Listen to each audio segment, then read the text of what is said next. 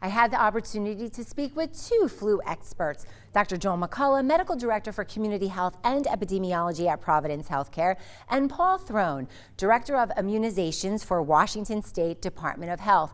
They both agree the flu vaccine, it's not perfect, but it's been proven safe and effective for decades. The most common adverse effects are pain, swelling, and redness at the injection site. A common misconception is that the vaccine gives you the flu. Not true. If you get the full-blown flu following the vaccine, it may be because you were exposed to the virus immediately before or after inoculation, and the virus is incubating in your body. It takes 2 weeks to fully build up your immunity to the virus, so it's possible to contract the flu in that period of time. And if you do feel a little off or under the weather after the shot, it may be because your body is building up those antibodies and fighting those proteins against the virus.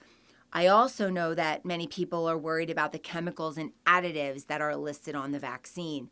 Those are used to preserve the vaccine and prevent it from losing potency over time. Mercury and aluminum are the most talked about ingredients, so I will address both of those. There is no actual mercury in any vaccine. Mercury compounds are used as a preservative to make sure the vaccines don't become contaminated.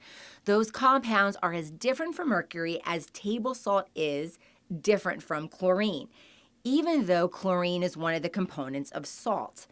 It can be harmful to you, but we eat salt every single day and we're fine as long as we eat the right amounts and don't overdo it. Doctors really encourage the public to think about how things are composed. As for the aluminum, we already have it circulating in our bodies. We get it in our food and our water supply and in the air we breathe. Our bodies are designed to efficiently get rid of waste.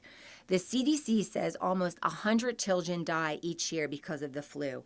Therefore, if there is a medication that's going to cut those risks by 50%, doctors recommend to take that medicine or vaccine in this case.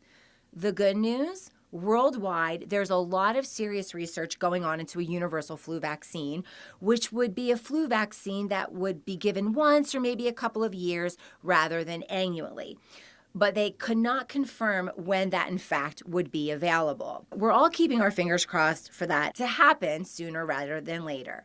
Rose Beltz, KREM2 News.